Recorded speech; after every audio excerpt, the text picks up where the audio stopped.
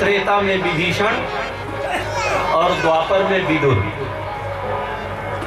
दोनों की परिस्थिति एक है।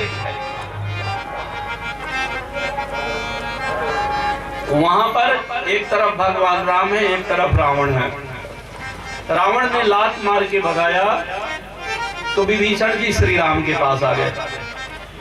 लेकिन यहाँ और जटिलता है, एक तरफ बड़े भाई का परिवार है, एक तरफ मझले भाई का परिवार है।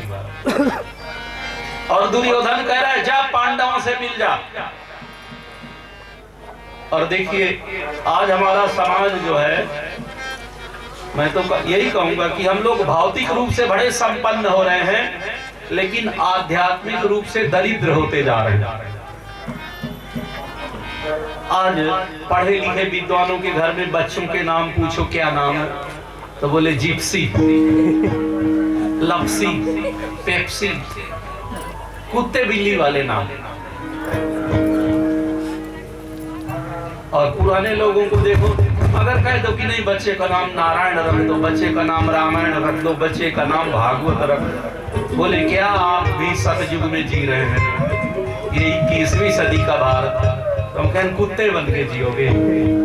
21वीं सदी आ गई, इसका मतलब हमारी सभ्यता भूल जाएंगे। लेकिन नहीं, बड़ी विडंबना है। कुत्ते बिल्ली के नाम के लोग मिल जाते हैं सज्जनों, लेकिन आप खोजो, मुझे तो नहीं मिला। किसी भी ने अपने बेटे का नाम आज तक विभीषण नहीं रखा। रावण नाम के मिल जाते हैं, और कुंभकर्ण पांडे तो हमारे गांव में ही थे, और भगवान ने उनको क्षमता भी दी थी।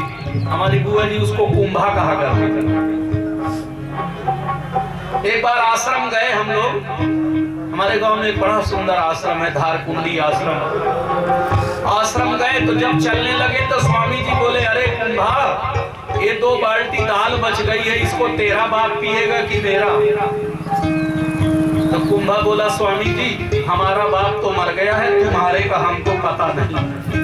तो बोले हम पिएंगे। अब भोजन के बाद 2 बाल्टी, बड़ी वाली बाल्टी दाल पी के वो घर चले आए।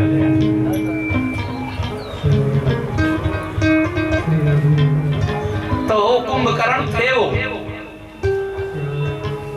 तो आप देख लो, आज भी कोई विभीषण नाम नहीं रख रहा। और पूछो क्यों? बोले एक विभीषण था, सत्यानाश करा दिया, अब दूसरा विभीषण नहीं पैदा होगा, इसलिए कोई विभीषण नाम नहीं रखते। लेकिन विदुर नाम मिलते हैं। विदुर जी सोचने लगे, अगर बड़े भाई के साथ जाऊं तो दुनिया यही कहेगी कि देखो राजा से मिला और बनता है नीतिवान, और जब युद्ध हुआ तो विधवा भौजाई को अकेली छोड़ दिया, क्योंकि कुंती विधवा है और वो भी भाभी है। फिर सोचने लगे कि नहीं, मैं पांडवों से मिल जाता हूं। बोले अगर पांडवों से मिलूंगा तो सब यही कहेंगे, देखो जिंदगी भर राजा के साथ रहा, और जब पता चल गया कि जीतेंगे तो पांडव ही, तो पांडवों से मिल गया। तो विदुर जी सोचे ना इधर जाऊंगा ना उधर जाऊंगा, और विदुर जी चले गए चारों धाम। और जब सुनाई पड़े फलाने मर गए तो एक पिंडा उसके नाम से भी दान कर। इस तरह से विदुर जी, महाभारत का युद्ध पूरा हो गया, युधिष्ठिर राजा बन गए, परीक्षित का जन्म हो गया, तब लौटे। युधिष्ठिर ने प्रणाम किया, महाराज विदुर ने अपने बड़े भाई को प्रणाम किया, भाभी को प्रणाम किया, पांडवों ने सबने प्रणाम किया, और युधिष्ठिर पांव पकड़ के बैठ गए। बोले चाचा आप सिंहासन में बैठो। बोले नहीं, ये राजा की गद्दी है। तो बोले अब आपका बेटा राजा है। फिर युधिष्ठिर कहते हैं, चाचा जी आप कहाँ चले गए थे? स्मरत नौस्मत पच्छत छाया समेहिताम। देखिए, आप देखें ना, ये जो चिड़िया होती है ना, ये पेड़ में बहुत ऊपर अपना घोंसला बनाती है, और घोंसला ऊपर बनाने का कारण यह होता है कि अगर घोंसला नीचे रहेगा तो बच्चे हैं ना पत्थर मारेंगे, तो थोड़ी ऊंचे बनाओ। लेकिन जब ऊंचे घोंसला हो गया तो धूप ज्यादा लगती है और जंगल के शिकारी पक्षियों की नजर पड़ती है। तो ये जो चिड़िया जोड़ा होती है ना, तो एक बच्चों की रखवाली करती है और एक दाना चुगने जाती है। जब वो दाना लेके आ जाएगी तो दूसरी उड़ेगी, बोले अब तुम देखना, मैं भी खोज के कुछ ले आऊंगा। तो हे चाचा जी, हमें हमारे पिताजी का याद एकदम नहीं है। हम तो मैं बड़ा था तो मैं भी छोटा ही था, ये तो याद है कि हमारे पिता थे, लेकिन जब उन्हें याद करता हूं कि कैसे थे तो आपे का चेहरा सामने आ जाता है। और हमें याद आता है कि जब भीम को जहर दिया गया तो पूरे हस्तिनापुर में अगर कोई चिंतित था, कोई रो रहा था, तो आप थे। डॉक्टर खोजने वाले आप थे, वैद्य खोजने वाले आप थे, दवा कराने वाले आप थे। जब लाक्षागृह में आग लगाई गई तो सुरंग खोदने वाले भी आप थे। और जब राजकुमारों की प्रतियोगिता में मैं अथवा मेरा अर्जुन पराक्रम दिखा रहा था तो अकेले ताली बजाने वाले भी आप ही थे। बाकी सबको बुरा लग रहा था और बुरा लगने का कारण धृतराष्ट्र था। सब डर रहे थे कि ये धृतराष्ट्र और दुर्योधन कहीं हमसे शत्रुता न कर ले। तो चाचा जी, हमारे साथ आप हमेशा उसी तरह से थे जैसे पच्छच्छाहिता समेहिता, जैसे चिड़िया अपने बच्चे के ऊपर हमेशा अपने पंख से बरसात में भी छाया करती है, धूप में भी छाया करती है और शीत में भी छाया करती है। स्वतः खुले में रहेगी लेकिन अपने चूजों को अपने पंखों के नीचे छिपा के रखेगी। तो चाचा जी, जब हम छोटे थे तो आपने हमें उसी तरह से पाला जैसे चिड़िया अपने बच्चे को पालती है। लेकिन अब आपके बच्चे उड़ान भरने लगे हैं, अब आपका बेटा राजा हो गया है, आप कहाँ चले गए थे? अब आपको कहीं भटकने की जरूरत नहीं है। ये सिंहासन आपका, ये महल आपका, आप यहाँ आराम से रहिए। अब हमें मौका दीजिए सेवा करने का। देखो, इसे कहते हैं पुत्र, इसे कहते हैं भतीजा। दूसरा होता तो कह देता जब हम जंगल में थे तब आप दुश्मन के साथ राजमहल में थे और अब हमारे पास आ रहे हो। लेकिन युधिष्ठिर नहीं कहते, आपको राजमहल में ही रहना है और आप हमको सिखाइए हम कैसे राज्य करें, हम कैसे समाज को लेकर के चलें, हम कैसे देश को लेकर के चलें। इस तरह से विदुर जी महल में आए। एक दिन धृतराष्ट्र और गांधारी को लेकर के चले गए हिमालय। युधिष्ठिर सवेरे प्रणाम करने गए तो माता पिताजी अदृश्य। नौकरों से पूछा तो बोले उत्तर की ओर गए हैं और आधी रात में गए। नारद जी ने आके बताया कि वो बद्री नारायण में है। युधिष्ठिर बोले अभी जाता हूं, रथ लेके जाऊंगा, माता पिता को वापस ले आऊंगा, क्योंकि पिताजी अंधे हैं और माँ ने आंख नहीं खोला, उसने पट्टी बांध रखा है। वो कैसे रहेंगे इतनी ठंडी में? जंगली जानवर हैं, न अन्न है न जल है, और जो जल है वो पीने लायक नहीं। एक बार हमारे कुछ हमारी ये शिष्य आगे बैठी हैं, मधुबाला जी एनटीपीसी में सेवारत थी। एनटीपीसी से 15 लोग गए बद्री नारायण। मैंने उनको समझाया कि देखो वहां का कोई पेड़ मत छूना, क्योंकि वहां एक वृक्ष होता है जो बिच्छू जैसे डंक मारता है और अगर वो लग जाए तो बुखार निश्चित आएगा और 1 हफ्ते आएगा। अब बताना क्या था, सब लोग कहने लगे कि गुरुजी कहे हैं कि बिच्छू पेड़ मत छूना, तो ये बिच्छू पेड़ है कौन सा, चलो देखा जाए। सबको मारा। सारे ही बीमार पड़ गए। एक ने टच किया, बोला बिच्छू ने काट दिया, तो बोले वही पेड़ है। बोले तुम झूठ बोल रहे हो। अगले ने टच किया, उसको भी मारा। सब 12-15 थे, सबने वही किया। तो युधिष्ठिर बोले मैं जाके मना के वापस ले आऊंगा। नारद जी बोले जाना है तो जाओ, मिलेगा कुछ नहीं। क्यों नहीं मिलेगा? बोले क्योंकि जहां वो हैं उस जंगल में आग लग गई। बस 10-15 मिनट में वो आग अंधी अंधे के पास पहुंच जाएगी। फिर बोले आग लगेगी तो भागेंगे। और वो कोई मैदान तो है नहीं, पहाड़ है। जैसे इधर उधर सरकेंगे, खाई में गिर जाएंगे गंगा जी में। गोविंदाय नमो नमः। और खाई में ना गए, नहीं भागेंगे तो वहीं बैठे बैठे चल जाएंगे। इसलिए हे धर्मराज वहां जाना बेकार है। इस तरह से धृतराष्ट्र और गांधारी की मुक्ति हुई।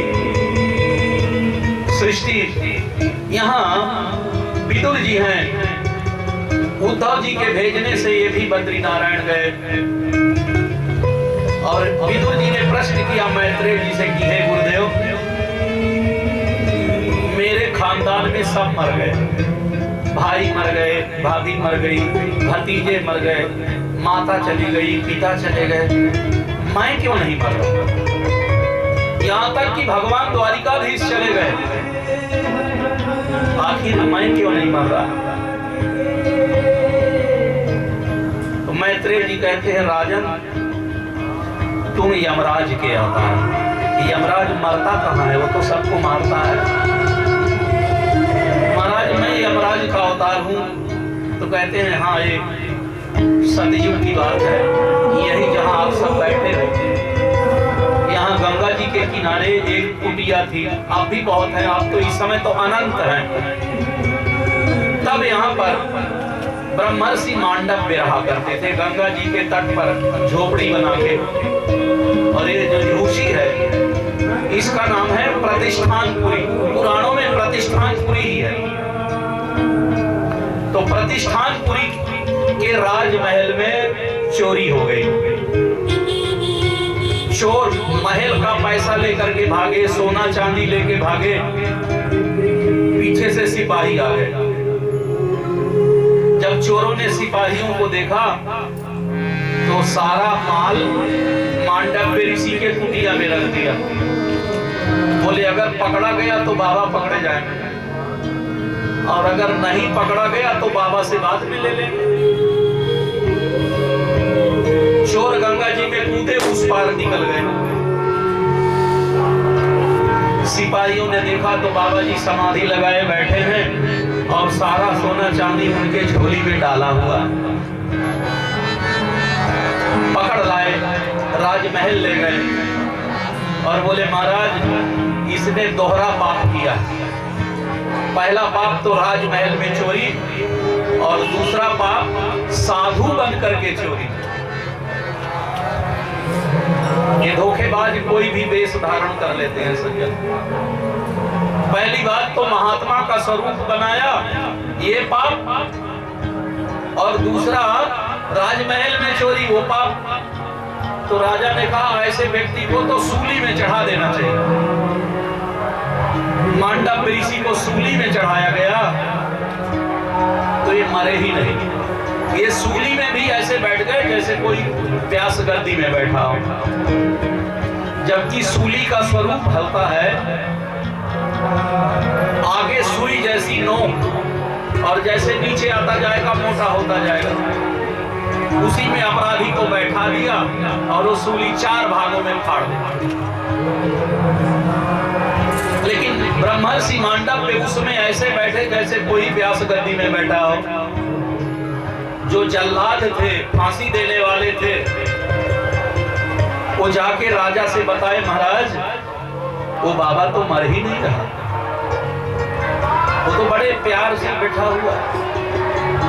राजा घबरा गए, बोले सीढ़ी लगाओ, महाराज जी को नीचे उतारो। चरणों में गिर पड़े, महाराज गलती हो गई, मुझे क्षमा कर दो, मैं पहचान नहीं पाया।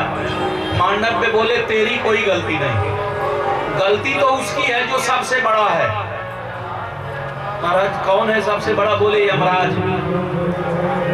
दंडाधिकारी एक ही है और उसका नाम है यमराज। तुम लोग तो उसके पिए हो। मैं तो उसी से पूछूंगा कि मैंने मेरे जीवन में कोई पाप नहीं किया, फिर मुझे दंड कैसे मिला? देखो ऐसे ऐसे संत हुए हैं हमारे देश में जो यमराज को चुनौती देते हैं कि हमने कोई पाप नहीं किया तो हमें दंड क्यों मिला। जिन यमराज के दूतों को लोग देख के घबरा जाते हैं, आज उस यमराज के दूत ब्रह्मर्षि मांडव्य से घबरा रहे हैं। क्रोधित ब्रह्मर्षि मांडव्य पूरी यमपुरी को हिला के रख दिए। पहुंच गए, बोले क्यों रे यमराज, मुझे दंड क्यों मिला? जबकि यमराज साधारण व्यक्ति नहीं है। भगवान के जो 12 परम भागवत हैं, जिसमें भीष्म हैं, जिसमें हनुमान जी हैं, जिसमें वशिष्ठ हैं, जिसमें व्यास हैं, उसी में से एक यमराज है। अरे गहरे को इतनी बड़ी पदवी नहीं दी गई। जो कभी किसी के साथ अन्याय न करे उसको यम बनाया जाए। बोले मैंने कोई पाप नहीं किया। यमराज बोले चित्रगुप्त देखो कोई तो गलती किया होगा, छोटी मोटी भी, नहीं तो बाबा बहुत गुस्सा में है, श्राप देंगे।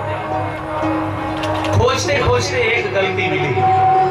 चित्रगुप्त जी बोले महाराज इन्होंने एक ही गलती किया है। देखो आप बरसात में एक पतंगा उड़ता है, उसको कहीं पतंगा कहीं कीड़ी कहीं, वास्तव में कीड़ी ऐसे नाम है उसके दोनों तरफ दो दो पंख होते हैं, हेलीकॉप्टर जैसा लंबा होता है, पूंछ होती बड़ी।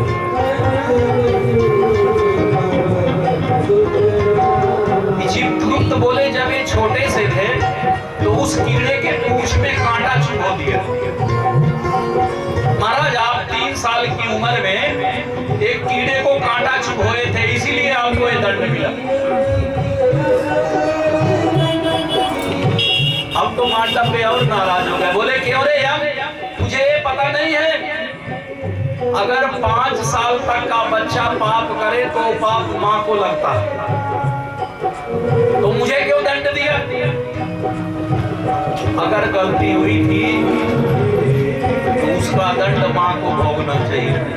देखिए यहाँ पर हमारी माताएं बहनें गलती कर जाती हैं, तो कई बार छोटे बच्चों को जूता पहना के मंदिर में ले गए और अगर रोको तो कहते हैं कि उत्तर दे अरे महाराज जी छोटा बच्चा।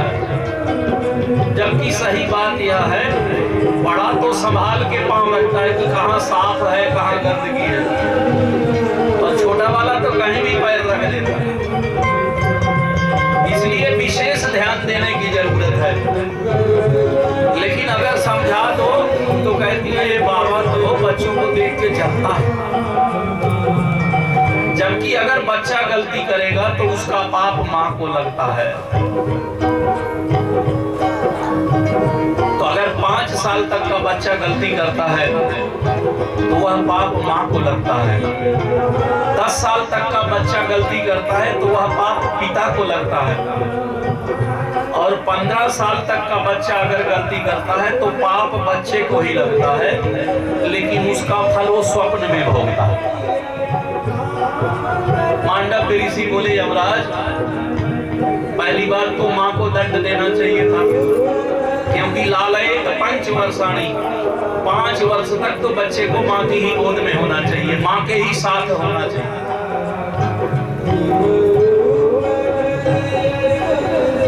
फिर 5 के बाद 5 साल पिता के, वहां लिखा है पाडयेत 10 वर्ष तक।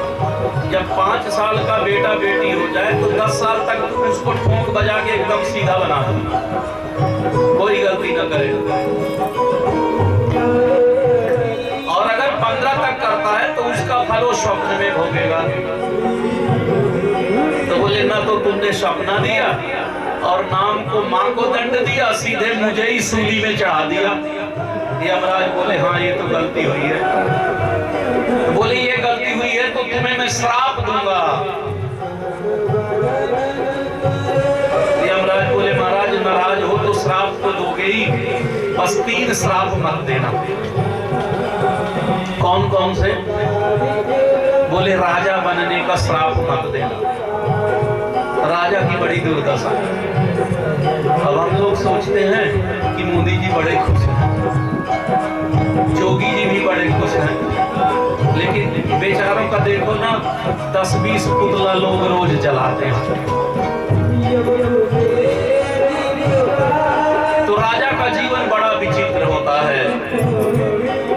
वो चाहे जितनी व्यवस्था करे, सबको कोई खुश नहीं कर सकता सज्जन।